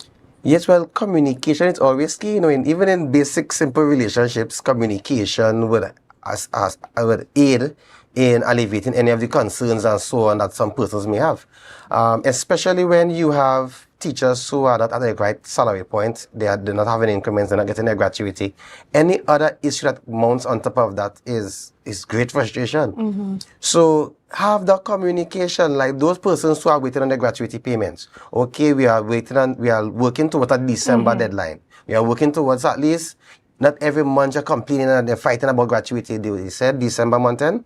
We're working towards December month end. You don't have that daily frustration as to when I'm likely to get my gratuity, when I'm likely to get increments, when I'm likely to have furniture in my school, because there are a lot of teachers who are getting their own furniture. There are a lot of teachers who are getting their family members to come in and refurbish furniture and so on. Give them that idea as to, okay, we have all that stuff. It is likely for you all to get at this particular time. But if persons have an understanding what is happening with the division, it's more like a secret. When you get stuff, it's announced in the media, then you know, okay, this was done. But when things are not happening and there's no communication, it's frustrating because you're working in these circumstances and these conditions and you're not knowing when relief will come. And that is not acceptable. We always hope to work collaboratively. That's why we submitted the information in April, to see that nothing came to us, nothing came to the principals, because principals have been calling me to find out what is happening with the repair program. There's no communication. So yes, there's going to be frustration. I understand that is a challenge of the secretary and the administrator to work with the limited funds. But communicate. Communicate is a relationship that we have. So don't be upset when tutors come out and making the issues known. If the communication is there, the frustration will be minimized. Right. And you said that, overall you are totally disappointed in the division of education. Some of the matters are said to be, unforeseen. They did not see that they would have had this server issue. Tell us about why that this disappointment has gotten to this level now. Right. So it's not the first time it has happened. We have monthly meetings, and we discuss issues from time to time. And, the disappointment comes when we're discussing the same thing over and over and over again. We have highlighted, yes, there will be unforeseen circumstances. Communicate it. Communicate. This is what the shortcoming is. You order furniture, you don't have enough for all the schools. You let the schools know, okay, you will not be able to get in this batch, but we plan to procure in our next batch. There are things that would happen. It's not a perfect world. You could have the best plan and it just doesn't go to that plan, but you communicate what those issues are. If you don't communicate, we don't know what to fix. So we have a strained, I would say, I don't think we have a fruitful relationship with the Teaching Service Commission, where the THA is concerned. They would have meetings and so on, but we are not getting things back on time from Trinidad. Hopefully we're going to be classifying leaving Tobago soon, but we have not been getting that on time. If teachers know what the delay is, what the challenge is, it would ease the frustration. So my disappointment, really and truly, is that this is my 6th year as Tobago officer. And we are meeting the same issues over and over and over again. And it's something that communication could help fix. And I have mentioned that in the meetings in April and March, that let's have that kind of relationship to see that we are here. Same thing. That is not acceptable at all. Right. Moving forward, where does tutor stand as it pertains to, moving forward and specifically advocating for this school repair project to be done in a more timely manner? Right. So 2 things. We have advocated in the past for a team of persons from works, whatever units, contractors who can let's do the double check on some of those schools and so on, because what happened? We leave schools to get to a particular state, and it's an expensive fix. I believe the secretary spoke at one point in time about an artisan team. Mm-hmm. It did not materialize. I believe there are some bureaucracies involved that may have made it not come to fruition, but it is something that needs to be established, where we are checking up on our schools, even advising principals on best practices on troubling circumstances within the school, so that we don't wait until the July, August when there's a big fix. And I believe the division needs to be that key player in having that collaborative relationship with the PTA. Because if schools don't have a program, PTA and alumni don't know how to assist. So we have advocated for schools to be more project-based, where you have a program developed for your school where stakeholders will know where they fit. We don't have these things. So my hope with the division is that we be a little more proactive with it. We are going to continue to get the information as early as possible and submit it to them. With the information, you can plan and prepare. It's not like we submit last-minute information to them.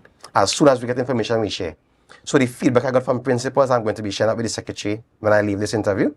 I maintain a respectful communication channel with the secretary and there's a new administrator I've never met, starting yesterday. Hopefully there'll be that respectful relationship with the administrator. I've always had a respectful relationship with the administrators. So it's never anything personal or on that front. We have the conversations, we have fruitful meetings and so on. But it does not materialize to the actions that match what we speak about in the meetings. And that's where the frustration comes. Totally understood. Well, we're about to round up this morning's discussion. Is there anything that you want to leave with us before we end our conversation this morning? So I will shift to the positive note of it. I always try to end positively. I know Signal Hill Secondary, Bishop Secondary, and a certain which other school has their orientation this morning, where the first formers are coming out and so on. I know there's a bit of excitement for the parents and the students getting to their new school. Teachers who are having their last-minute preparations, they'll be back out tomorrow and Friday before the start of the actual teaching days starting next week. I trust that we take the education, that is a costly thing. We're seeing we're not even having enough money to do all the repairs and so on. Education is quite costly, And I trust that all stakeholders make the best use of the expenditure, the injection of the government, that, we get what education is supposed to be. I think education serves those who are disciplined. We need to work on the discipline of our students. A disciplined mind could learn anything. The undisciplined ones are the ones that are giving us some troubles, and it's bringing that additional expense that we would want to curb. So I trust that we are more focused and purposeful in our education as we look forward to this academic year. Thank you so much, Braden, and thank you for all the work that you're doing to represent teachers on the island of Tobago. Guys, we're going to take a quick break right here, and we'll be back with much more conversation after this. See you soon.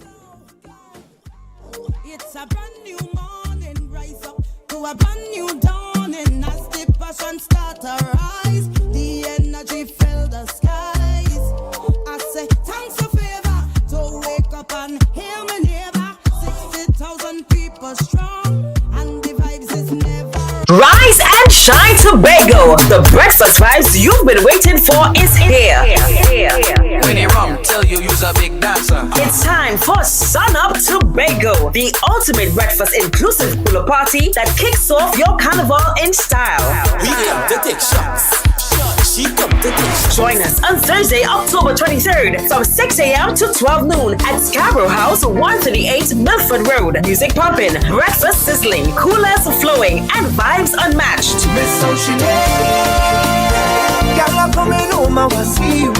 This is where sun, sea, soca, and celebration collides. Get your early bird tickets now at Pablo Supermarkets, Barcode, Lost Restaurant and Launch, Signature Cuts, IslandEtickets.com, and committee members. Don't miss the event where Tobago Carnival truly begins. Sun Up Tobago. Come for the breakfast, stay for the vibe.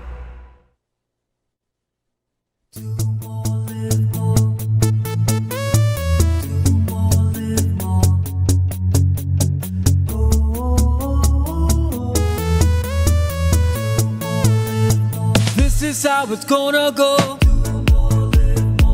They better look up below, 'cause this is your show, and everybody's gonna know.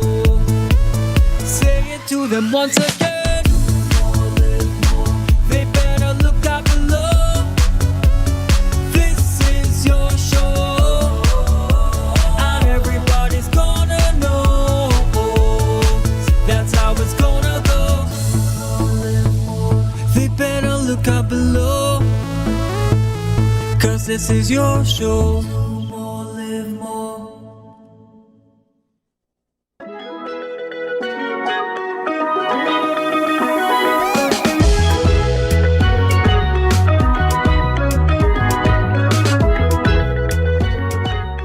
Take your shot with Junior K. Always with the introductions, as you see. And of course, we're on television. Big up to my boy Saki. We just complete. You're the t-shirt. I saw that. So we didn't have a choice. We had to call it. Good.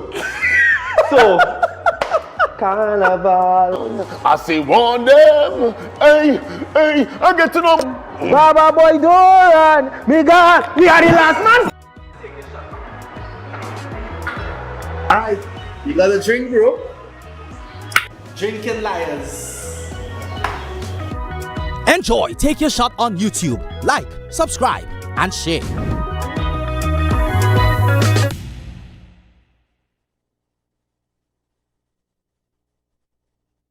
Are you in a dispute with a registered investment service provider of the TTSEC?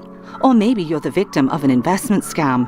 You can lodge a complaint or submit an anonymous tip to the Trinidad and Tobago Securities and Exchange Commission. Download our Investor Protection app or go to ttsec.org.tt to access our complaint form or submit an anonymous tip. Write a clear summary of your complaint. Submit copies of supporting documents along with the originals for verification. Provide a copy of the feedback received from the entity regarding your complaint. All investor complaints or scam reports submitted by the public are acknowledged and reviewed by the TTSEC. Investigations are pursued based on the outcome of the review. Trinidad and Tobago Securities and Exchange Commission, protecting the interests of investors and the public. You invest, we protect. Everyone benefits. The event of the century is here. AMPLIA. 100 years of excellence to honor the past and ignite the future. Saturday, September 30th at the Magdalena. The Centennial Gala, hosted by Bishop's High School Tobago.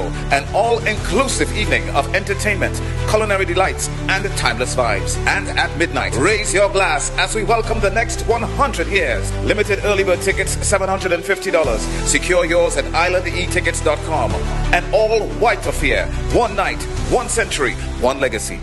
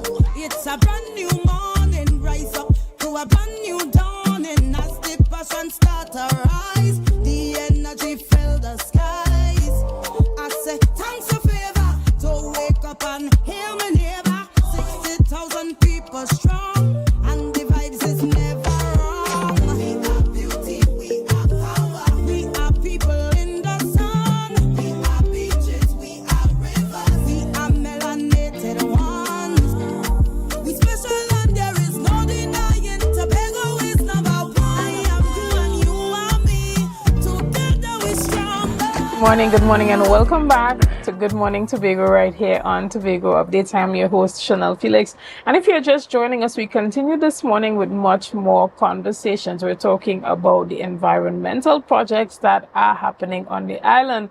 But before we get into that, we want to remind you that the white waste cleanup is happening in Tobago, and it's starting tomorrow. It's starting on Thursday.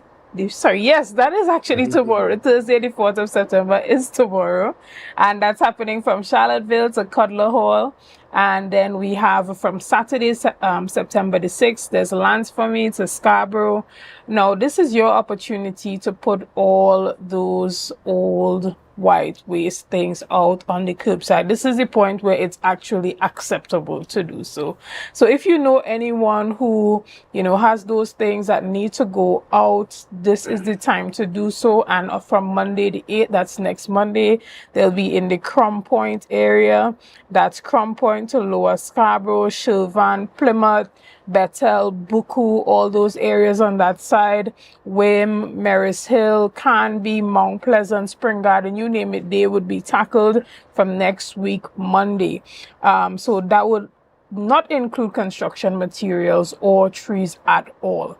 So you just need to know that you can put either your stove, fridge, galvanized, derelict materials, containers that hold water. These are the things that would be picked up during this white waste cleanup campaign that's happening from tomorrow. Yes, tomorrow, Thursday the 4th.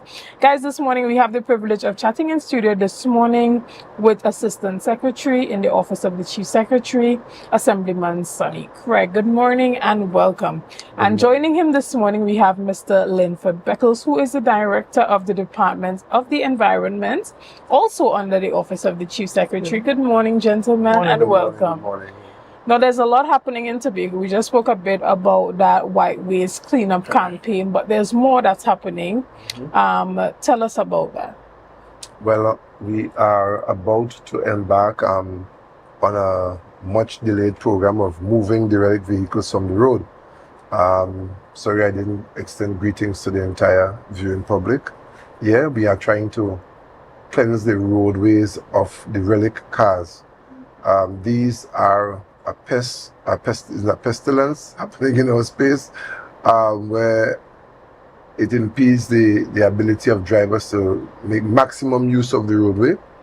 it's a conversation we began actually years now, and we just at the threshold of beginning to actually pick up the vehicles and take them to a predetermined storage area. Right. I'm glad that you said that, because we've had this conversation several times about the cleanup of derelict vehicles. So is this only now actually being implemented and actually being started? Okay.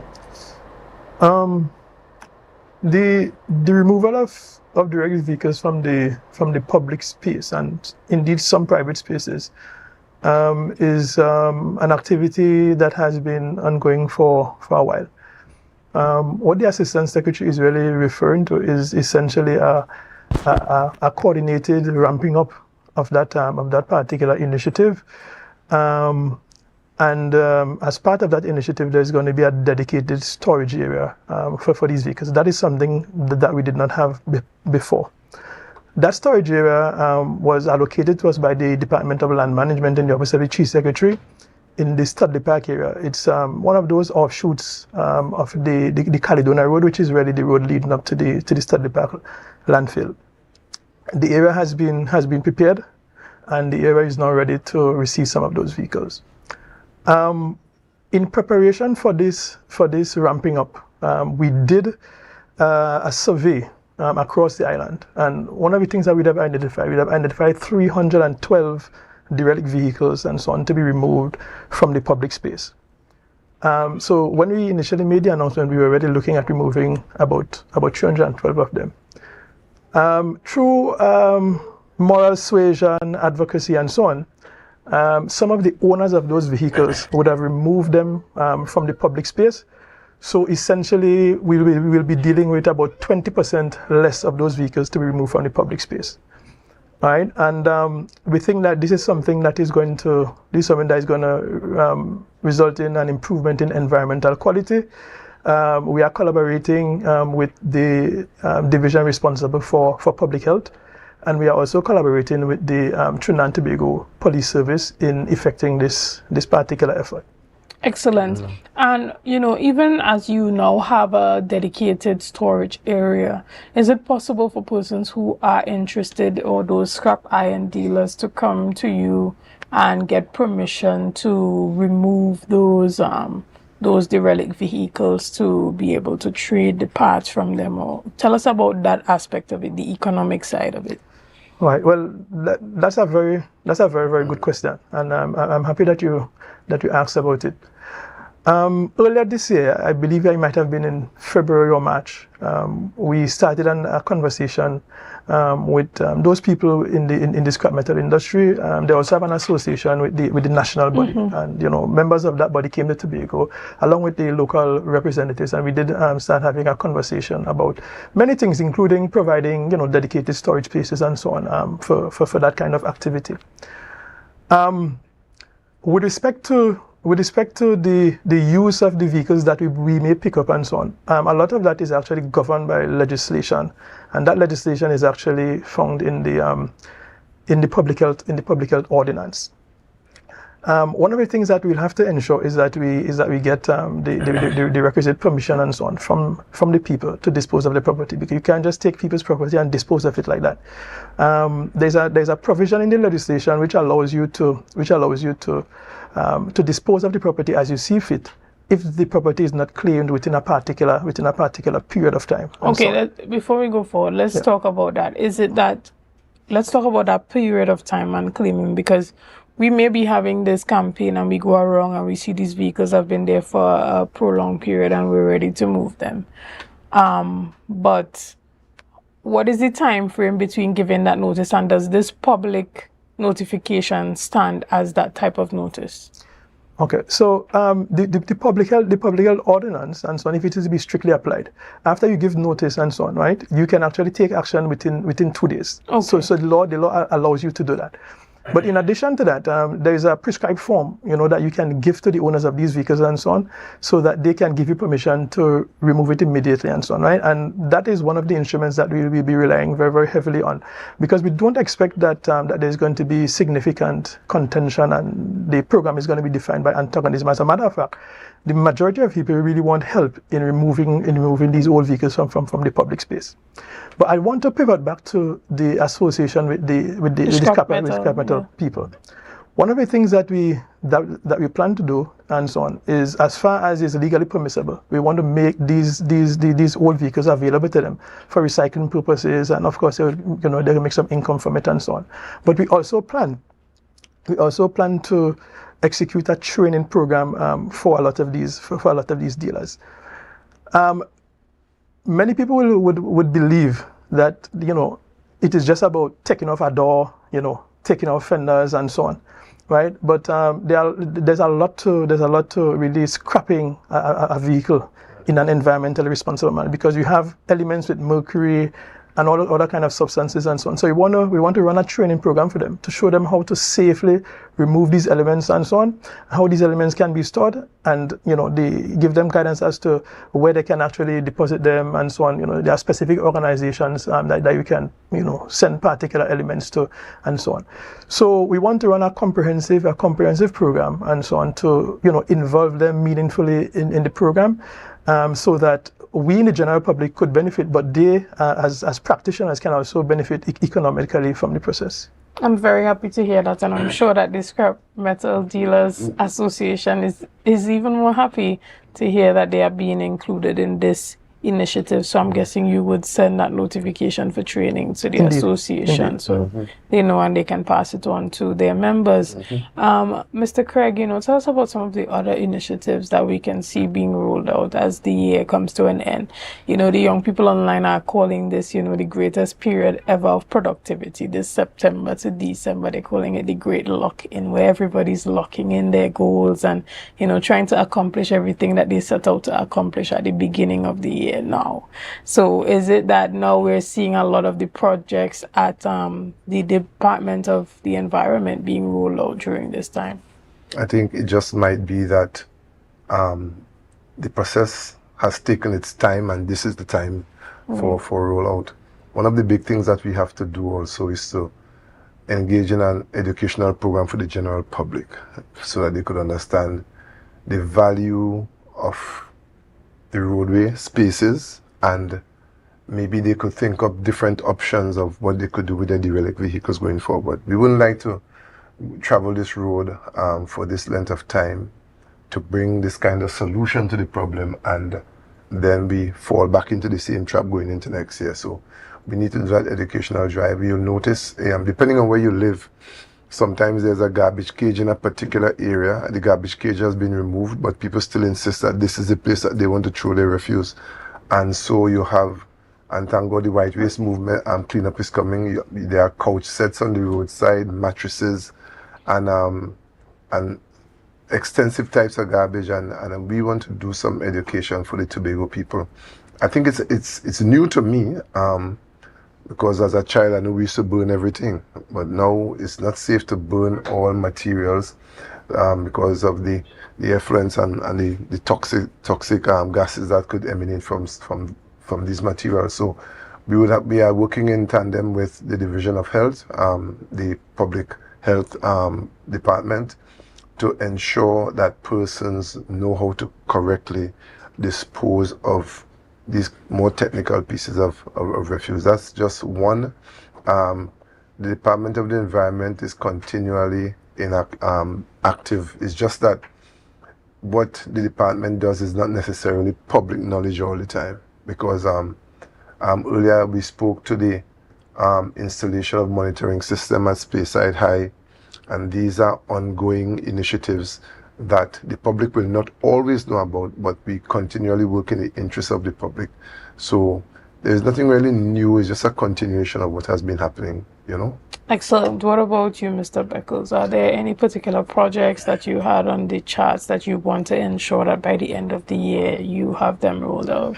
Yeah, well, one thing I want to mention is the fact that Tobago essentially committed to charting a course for a greener future and stuff, right? And of course, one of the ways of doing that is really by investing in renewable sources of energy and so on. And we just last month we started a process of providing training to, well, initially it was for, the maintenance staff at some of the schools where we actually install solar electricity systems and so on. One example of that is at Speyside, where the lab is run by solar electricity. We have at Signal Hill, we have at Castara Government and Charlottesville, a couple of schools around. And we provided training for them, but there was a greater need for it and so on, and people called out for additional training. So we also provided training to the people at the Division of Works, the electricians there. Then those that they felt left out, we provided training for them. That training happened up at Bishop's High School. But there's a big demand for it, and as a result, I think next week or the week after, we'll be doing an online version of the training for people who were not able to benefit from it and so on, right? And this, of course, is training that we'll have to do on a continuous basis because of the big demand for it.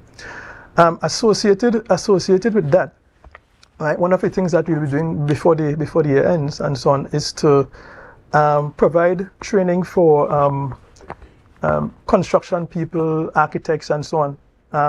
We'll be associating with the Green Building Council of Trinidad and Tobago to do that and so on, right? So it's really about having very efficient designs and so on. That would provide for things like what they call passive cooling, which is really to construct in such a way that you have a cool house without necessarily needing air conditioning units and those kind of things and so on, right? So we'll be doing that in tandem with them. I have not heard you mention the Division of Settlements, and they are responsible for building public housing. Well, right. So the division of settlements, yes, they're actually responsible for that and stuff, right? But they are actually involved in a more higher order level because they don't have electricians within their cadre of workers. So the training is specifically for the electricians. But the engagement with the division of settlement, so on, would be more in terms of constructing houses and so on, and putting in from the start. Solar electricity systems, providing for water harvesting mechanisms and so on to be installed in the houses, that kind of thing. So it's a kind of higher order, a more policy. I understand. So at settlements, will be more of putting it into the RFP than actually training. Training staff and so on. And it will be remiss of me if I don't remember, because if I don't mention it, because it's coming up, and probably we could talk about it again. But we have the. This is nothing new, obviously, but we have the international coastal cleanup that we host annually. It's coming up on the 20th and the 21st of this month, September. On the 20th, we're having it at Speyside, Roxborough, Bacalet, Lambeau, Corland, and there's one other beach that I forgot, but it's 6 areas and so on. But the information is out. And on Sunday, we'll be having it at Sandy Point and at and Kilgren. And if you're wondering why we have different days, we're providing for people like Brother Sonny Craig and so on, who's a 7-day Adventist, so he could participate on Sunday as opposed to Saturdays. Okay, and how can the public be a part of this cleanup? Right, so we already put out quite a bit of information through the information department at the office of the Chief Secretary. If you are interested in participating, you can contact our department, particularly Mrs. Dixel Makoni Jones, and Mr. Savita Mutu. You can use the numbers 684-8448. If I could. Go ahead. On Monday, the action group at Boko moved into Boko Beach, which is the beach which is trending mostly around the southwestern part of Tobago. And we moved out 3 small trucks of waste from in there. And I just thought this is a fitting place for us to put a plug for Tobagonians to return to some kind of consciousness about your environment and how clean you leave your spaces. While we were working, one of the visitors asked, where could we put our garbage? And we directed them because they saw the effort and were determined not to continue this negative practice. Along our roadways, as I mentioned earlier, we have these pockets where people just throw things. In back roads where they think nobody is seeing you drive through, you could see somebody throw something in from a moving vehicle. I want to encourage the people who live on this island to be more conscious and be more respectful of the island and of each other's right to a clean space. It is really one of the things that could hamper our tourism product if if people, every time they come to Tobago, you see a toilet bowl on the side of the road, a mattress, a fridge, I think these occurrences are really, really negative, and I think we should discourage it in the strongest possible way. Some persons are suggesting we put up mock cameras and so on. I just hope we could just resort to just basic. You know, one of the first songs I learned in my life is Bits of Paper. You know that song? Totally understood. Yeah, and from primary school we are taught to put the garbage in the bin. And as adults we are taught, if you don't see a bin, keep it on you until you get to a bin. So I think the island is suffering for this small group of people, and I hope and pray that we could really take stock of ourselves and try to arrest this behavior. It is so unnecessary and backward.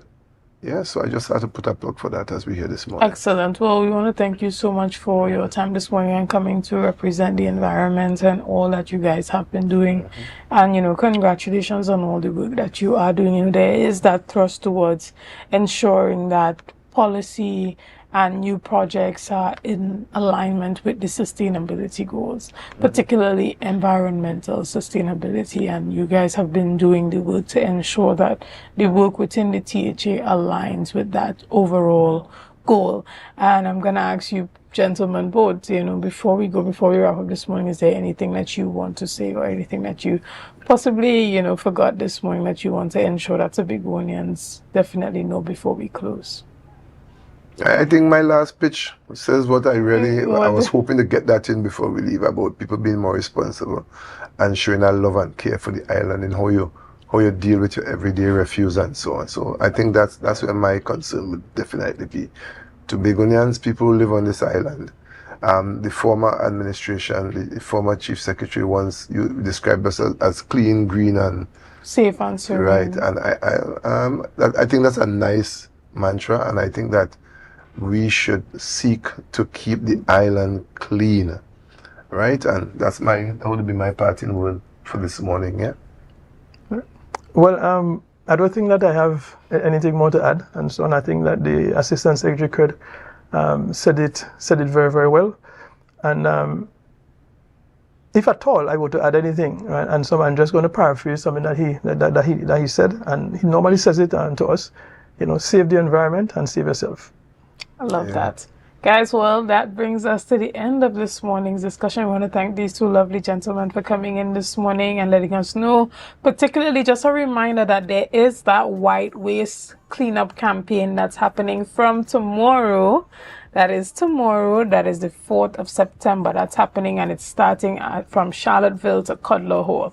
That's tomorrow. That's the white waste cleanup, and that means that you can put your stove, fridges, galvanized, derelict materials, and containers that hold water. But be sure to understand that this is not the time for you to put out all construction materials or trees that have been cut down. There will be the time for you to get rid of that. And when it comes to the trees, there's the forestry department that you can call to get assistance with that. But this time around, we're talking about white waste. So from Saturday the 6th, there's that Lands for Me to Scarborough vicinity that will be covered. And from next Monday, that's when they hit fully the west side. So that's from Crown Point to Lower Scarborough, Shervan to Plymouth.